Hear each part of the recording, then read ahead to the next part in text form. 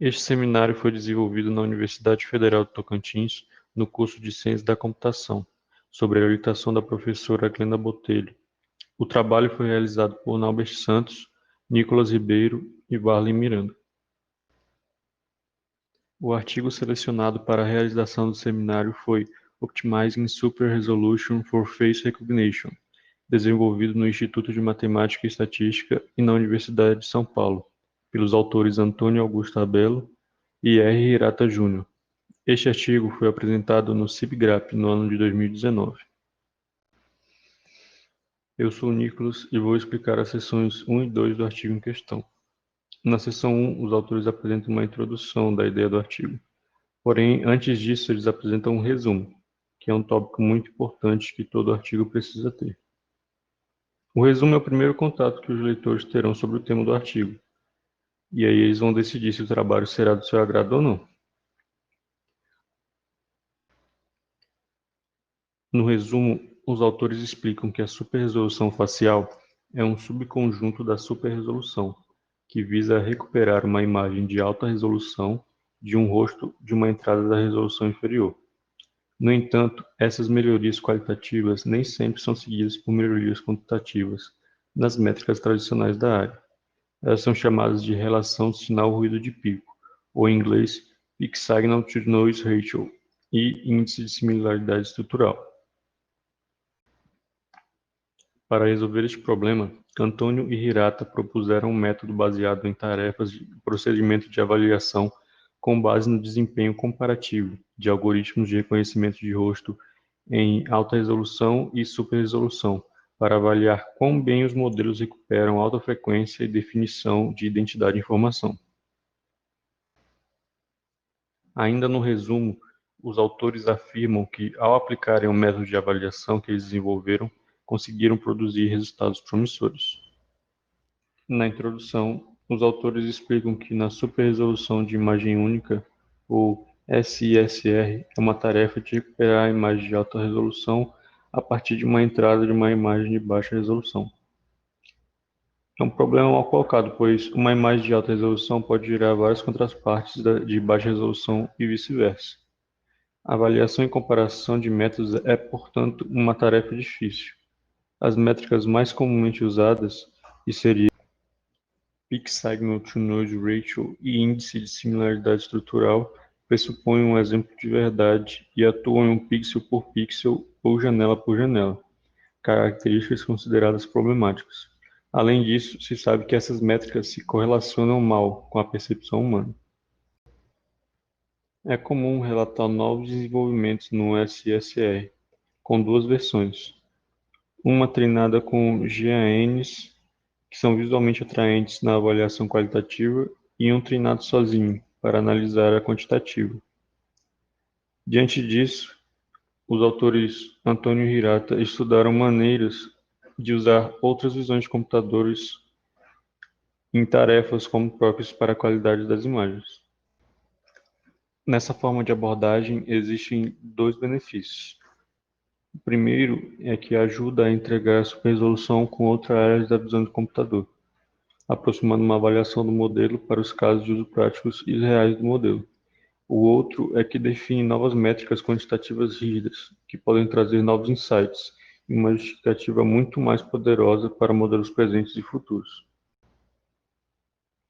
Além disso, os autores também estudaram outros modelos e métodos de reconhecimento facial para construir um procedimento de avaliação com base no desenvolvimento de imagens de superresolução nessas tarefas. Ao final da introdução, os autores afirmam que, ao avaliarem o procedimento de avaliação que eles fizeram, eles conseguiram obter resultados motivadores, pois eles desenvolveram um protocolo de avaliação robusto baseado em tarefas para enfrentar modelos de superresolução usando tarefas de FR e aplicando para modelos de última geração. Além disso, eles desenvolveram um novo método de treinamento, envolvendo minimização, criando uma perda de FR, que ajuda os modelos de superresolução a recuperar a identidade definindo informação. Na seção 2 do artigo, os autores dividiram em alguns tópicos.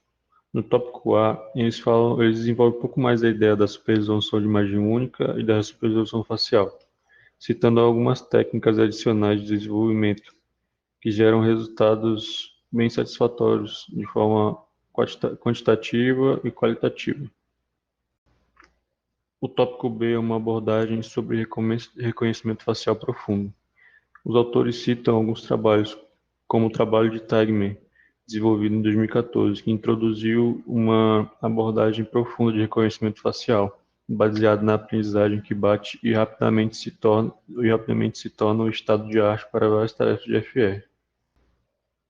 Outro desenvolvimento em reconhecimento facial profundo é o trabalho de Park, que desenvolve uma nova função de perda que pode ser usada para treinar uma incorporação em um cenário de conjunto aberto, com base na distância entre exemplos positivos e negativos de identidades genéricas. No tópico C, os autores abordam sobre redes neurais como funções do kernel. Eles explicam que essa ideia de usar redes neurais pré-treinadas como as funções de kernel não é uma ideia nova, especialmente a ideia de usar métricas de distância em DINGs como perda de funções ou métricas de avaliação. Além disso, eles explicam no tópico C que a abordagem proposta no artigo pode ser pensada como uma variante desses métodos, mas com uma diferença crucial. No caso deles, o espaço de incorporação e a distância escolhida são já semanticamente configurados, pois expressam diferenças ou semelhanças nas características do rosto. No tópico D, eles se aprofundam mais na avaliação baseada em tarefas de treinamento. No texto, eles exemplificam o modelo Hayden-Markov Model, HMM, para o reconhecimento facial, que é um modelo que se concentra mais em tarefas de verificação de rosto, enquanto o modelo deles se estende também à identificação de rosto, além da verificação. O conjunto de treinamento possui alguns problemas no design experimental, que ignora como as imagens são geradas em favor da avaliação dos treinamentos em conjunto com o modelo FR. Eles apresentam três protocolos de avaliação: a análise visual e a quantidade e qualidade da imagem gerada e a recuperação de identidade.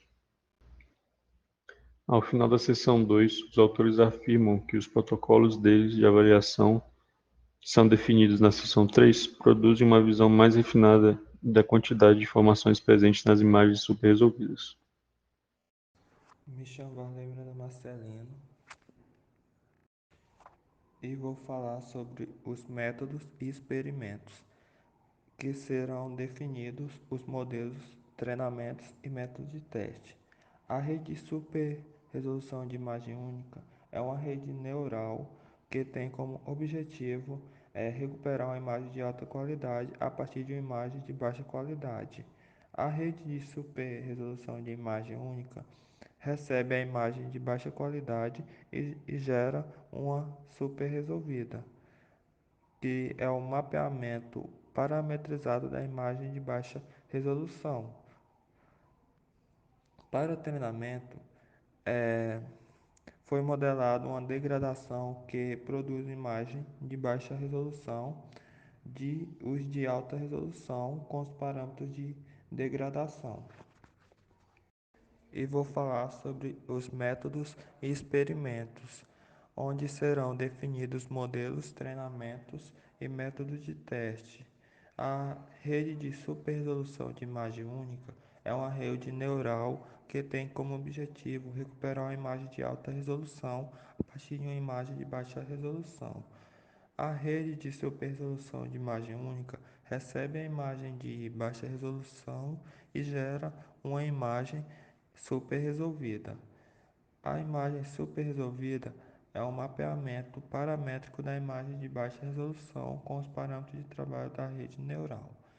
Para treinamento, foi modelada uma degradação, que produz uma imagem de baixa resolução de uma de alta resolução com os parâmetros de degradação. A função de perda é definida comparando a imagem superresolvida e a de alta resolução.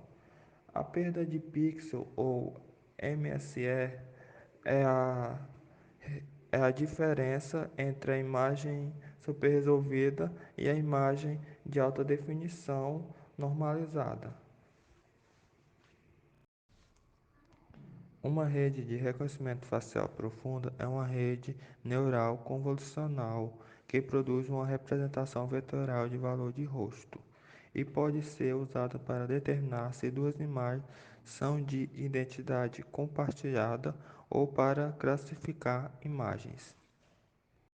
A perda de reconhecimento facial é definida por a diferença da incorporação da imagem superresolvida menos a incorporação da imagem de alta qualidade normalizada.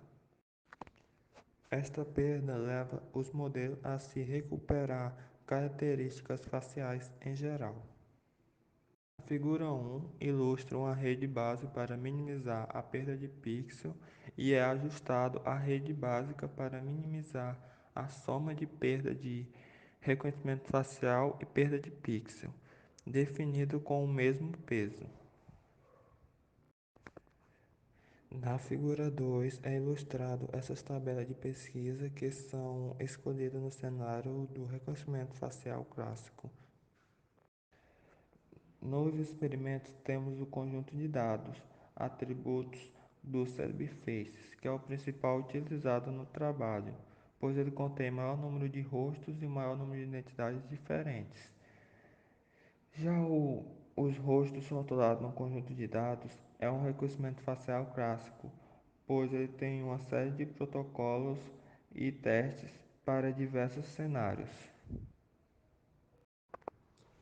Há duas métricas de superresolvida de imagem única para avaliar a imagem superresolvida. A primeira é a relação sinal-ruído de pico, onde é baseada na perda de pixel e na intensidade máxima de pixels para a imagem. A segunda é o índice de similaridade estrutural, que usa momentos da imagem para calcular estatísticas para a diferença de luminância, contraste e estrutura entre duas imagens, tendo uma média geométrica ponderada, que varia de 0 a 1. O 1 significa uma combinação perfeita. A métrica de verificação facial verifica se um par de imagens pertence à mesma identidade. Já a métrica de identificação de rosto é um reconhecimento facial que associa uma identidade a uma imagem individual com base em um grupo existente disponível de imagens de diversas identidades. Foi feito o treinamento para recuperar a imagem de alta resolução após degradá-la em uma escala de 4 vezes e 8 vezes. O modelo de reconhecimento de rosto calcula a perda do reconhecimento facial, realizando a avaliação da superresolução de imagem única sem conjunto de testes, relatando a perda de pixel, a perda do índice de similaridade e a perda do reconhecimento facial entre a imagem superresolvida e a imagem original. Bom, eu sou Naubert e vou falar o tópico 5 e 6. No tópico 5 é discutido os resultados e as discussões dos resultados, que foram mostrados os resultados obtidos pelos testes modelos, considerando o desempenho em termos de métrica e recuperação. Um modelo que foi avaliado foi o SISR, que foram considerados apenas as métricas e métodos classificados de avaliação. E ele tem um desempenho um pouco pior quando é otimizado para perda de FR. A superimagem são geralmente mais próximas do que a verdade fundamental. Se isso não ocorresse, as imagens teriam uma perda de qualidade em PSMR e em SSIM. Outras imagens foram comparadas, só que com um modelo diferente, o modelo Vanilla. E foi apresentado uma imagem um pouco mais agradável no modelo testado e foi preservado melhor a característica das pessoas que foram fotografadas. Outro modelo que também foi desenvolvido foi o de avaliação em tarefa de resolução facial e se fazer argumentos quantitativos sobre a utilidade do método. e que, apesar da perda de desempenho nas métricas tradicionais, a hipótese está correta e, de fato, a perda de resolução dificulta o desempenho de incorporação, limitações e nas possibilidades do trabalho futuro. Pensando nisso, o método de avaliação provou ser útil para quantificar recuperações de informações, além de métricas clássicas e pontuações de opinião. Pode ser aplicado a uma variedade de métodos em um estado de arte que produz melhores resultados, tanto se você pensar qualitativamente quanto subjetivamente. Mas ainda falta uma justificativa qualitativa, ou melhor dizendo, quantitativa, quando não é baseado os testes tanto em PSNR quanto em SM.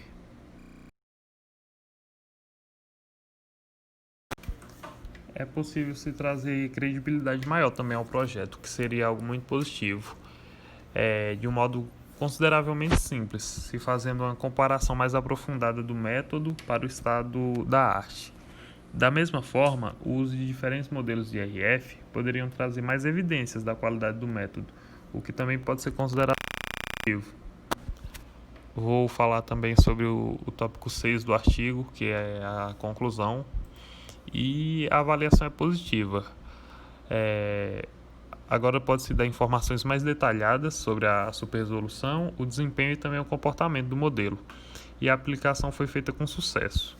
Ainda se precisa de uma investigação mais aprofundada sobre o método e o treinamento é necessário.